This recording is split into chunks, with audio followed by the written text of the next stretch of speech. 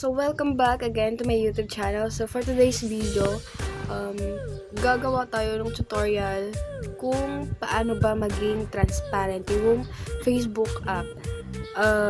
Madami kasi nagtatanong sa Facebook kung ano ba yung ginagawa nila kasi trending to ngayon. Yung transparent na Facebook app na yan. So sa video na to, yung katanungan na yan, masasagot ko. Siguro, masasagot ko pero alam ko oo.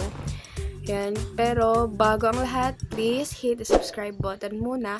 And, hit also the tiny bell button. And like and share this video. Kung at the end of this video, nasagot ko yung katanungan kung paano ba gawing transparent ang Facebook. And so, unang-una kailangan mo ng load. Internet connection, syempre.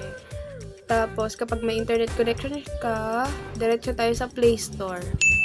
Ayan, Playstore. Tapos, punta ka dito sa search apps. Ayan. Dito, kasi nag-search na ako dark mode for Facebook. Kung nakikita nyo yung una, dark theme mode for Facebook, yan yung pindutin nyo. Yung 4.5 MB lang naman na yan. Ayan. Tapos, install natin, antay-antay ng konti, yan.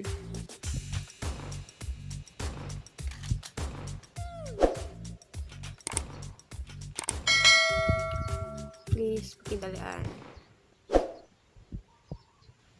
Yan, nag-install na.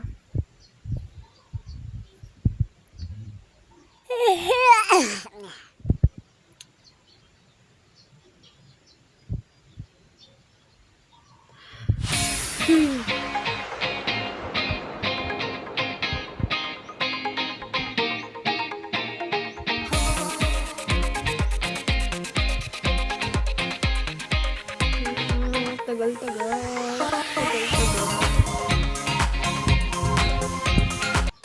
Yan, kapag na-install na yan, click open.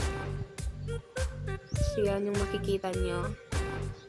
Siyempre, medyo matagal din siya, pero antay lang. Yan. Tapos, yan. Dito, maglalagin ka. Yung email mo sa Facebook, syempre, kasi Facebook app yung sinasabi mo. Login.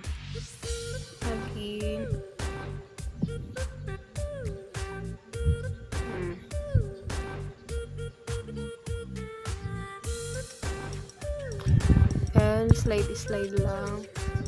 Slide mo yan. Tapos check.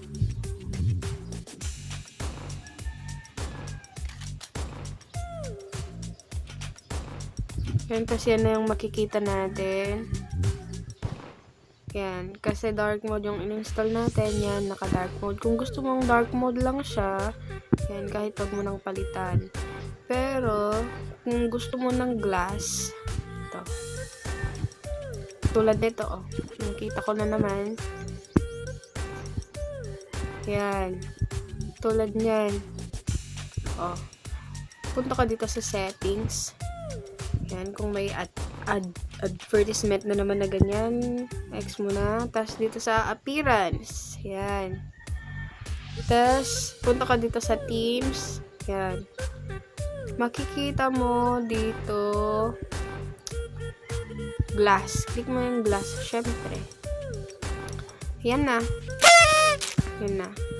Naka-glass na siya. Check natin. Ayan. Yung background ko, yung wallpaper ko. Ayan. Naka-glass na siya. Nakikita na yung wallpaper ko sa background niya. Ayan. Tapos, kung napapansin nyo, parang ito yung old version ng Facebook dati. Nandito siya sa baba. Pero, gusto kong nasa taas siya. Yan. Punta ulit tayo sa settings. Ayan. X. Ayan. X.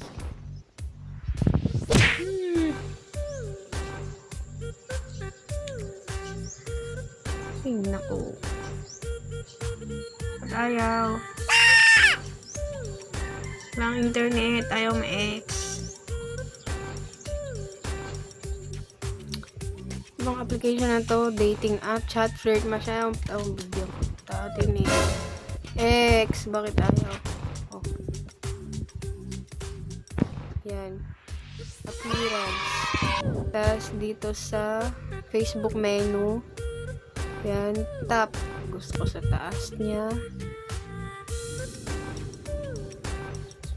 Ayan. Nasa taas na siya. Hindi mo na kailangan ng messenger dito kasi dito meron na siyang messages, pang message. Ayan.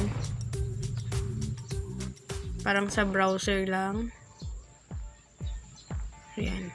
Tapos, notification. Ayan, notification. Ayan. So, okay na ba yung